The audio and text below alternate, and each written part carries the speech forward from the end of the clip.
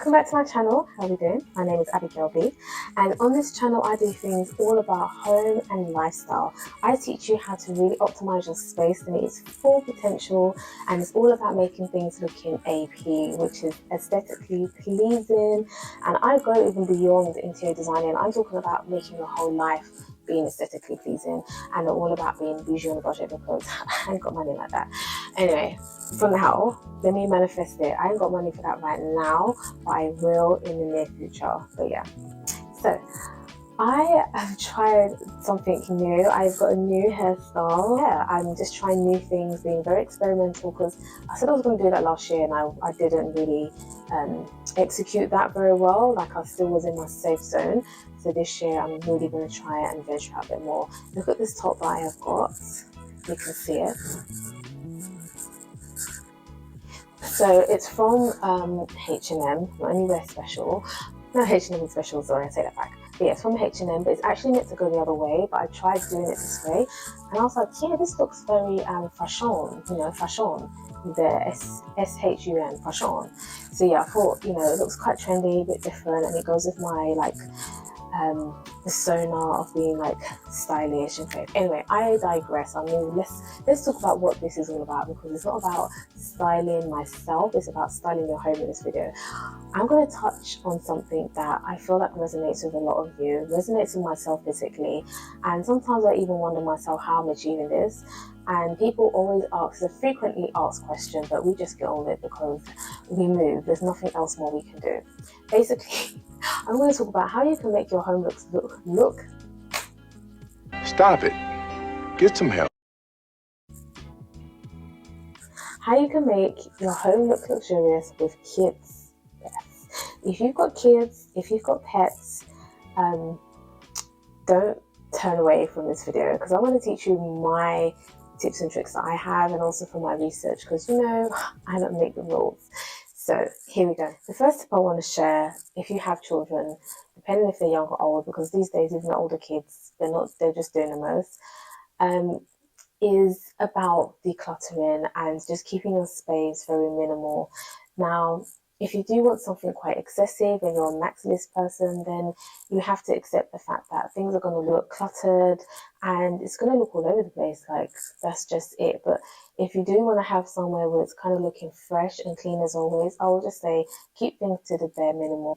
Organization ideas as well, so like really nice aesthetic boxes and things that go with your design theme. So you can have like a wooden wicker basket to kind of put all their toys in at the end of the day, or if you're going for a more luxurious kind of glam look, which is spoken about in another video, then maybe you want to have some velvet, like a velvet ottoman, or a nice box, just something that goes with the theme of the space. Like, don't let it stand out and scream there's a child in this house or there's a child in this room.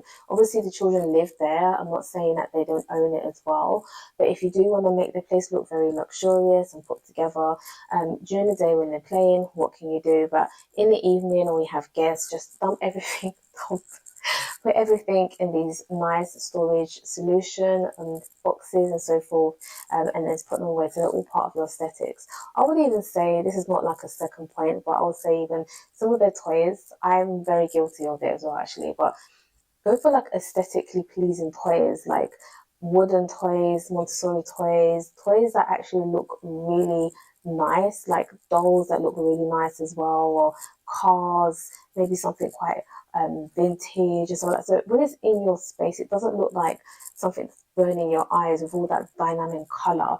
And don't come for me, because I know some people are going to be like, oh, children need color, like it helps with their development. I know that, like in my profession, I definitely know that.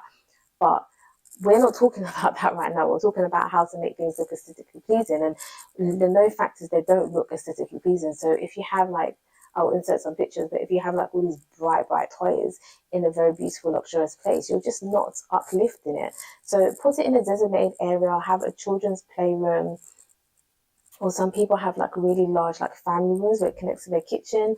That's absolutely fine. If the area designated to do that, then it's fine. And you can have like a corner. This sounds so bad. A corner, no, a playpen, you know what I mean? Come on. not corner, come on, they're not animals. We can have like their own designated space in the room for that. And then it's quite nice to have a space that's for the grown-ups where they don't have all these toys in there. Now, my second point. In this second point, especially for people that have quite younger children, toddlers, or children of a younger age that love exploring, they love touching things, they're just literally always gonna go like my 2-year-old. If you're having decor pieces, try and keep them at a level that they can't reach. So it'd be quite good to have like good shelving units, like in your media space wall, like as I've shown here, even in your kitchen and your hallway area, just having something that's kind of a little bit at eye level for adults, but not eye level for the children. So it's unreachable, they can't get it, and it just stays where they are. And having that means that you don't have to clean up and tidy up and restyle it all the time because they're stationary, the kids can't reach it, and they're thinking, this is not fair, I want to get that item.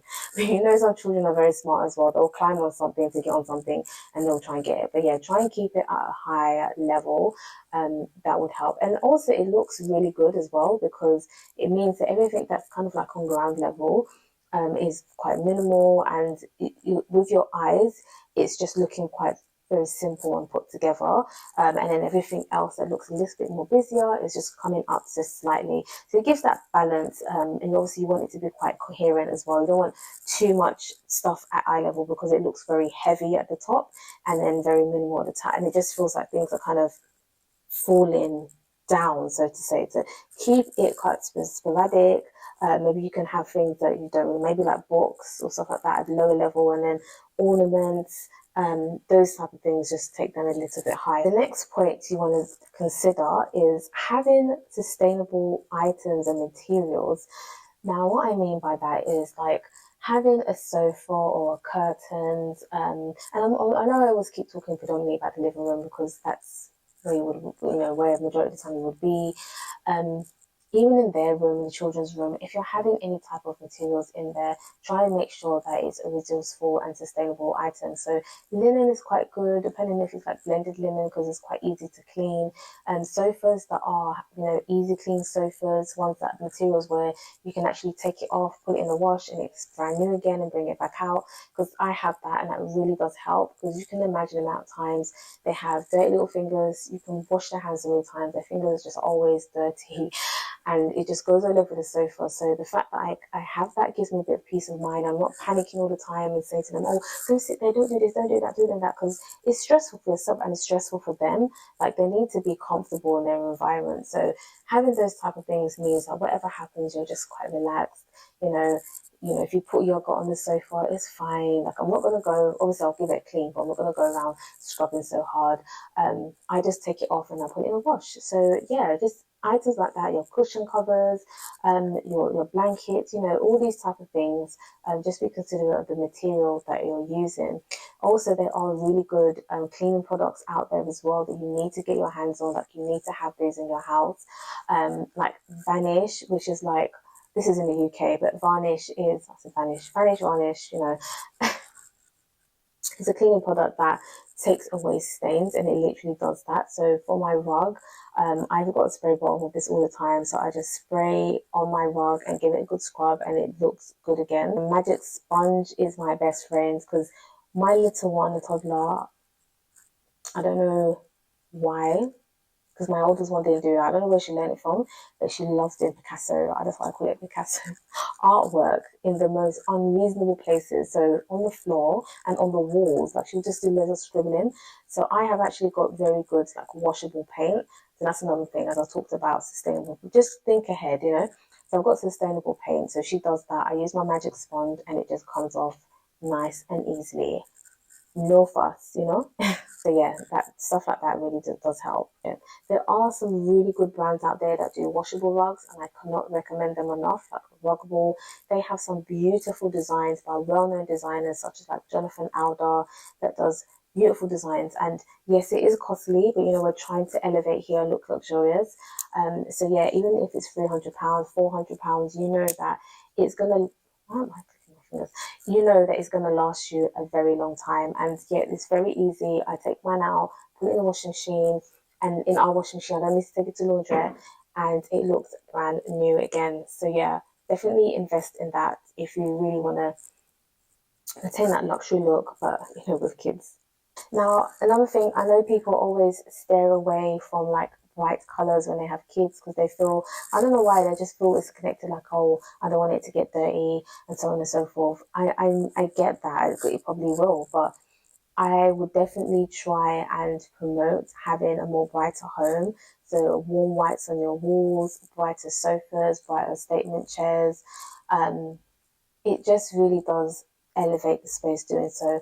I know obviously I do encourage, and I've got a black wall as well. I'm not talking about just having those type of things, but I don't know, just having all those pastel and bright colors really doesn't scream luxury. If you're having these type of rooms, just go for it. Do not hold back because of the kids. As I said, I've spoken about previously, if watching the video from the beginning, sustainable, washable, things that are going to be easy to clean. Okay, come. Yeah, this is what a coincidence that I'm talking about kids and you've come Flower. Yeah, flower. Talking about kids and she's come in a video. Sustainable items. Like, don't feel like you need to go dark in everything. Like, because it also looks a bit depressing as well. So yeah, and the kids love that. They love vibrant, airy, kind of bright rooms. So definitely try and advocate for that. And don't feel like you need to stay away from cream rugs and cream sofas. Just literally just go for it. You have to just teach them, and that's another point that I want to just try and conclude here. Like, you have to, the children are in your space. Obviously, you came there first, and you have to try and promote an environment that they're going to appreciate and teach them that this is what needs to happen, that the place needs to be clean. Make it fun, get them involved in the cleaning work, but also don't be so rigid about it as well. Like, there's a balance, but if you train them right, they will get it and they would want to maintain a luxurious home as well as you do. So yeah, that's all I can say on that. I hope these points have been helpful. I hope they've been useful. These are things that I do to try and help me. I try and stay positive. And I don't make things, as I said, so rigid. But yeah, these are things that help me, and I hope they will help you. I hope they're giving you some valid points. Please check the description because I want to add some more points in there because I want to make this video so long. Don't forget to subscribe to my channel. Like me, like the video, follow me on Instagram, and yeah, I will see you all there, and I will also see you in another video. Thank you so much for watching. Bye.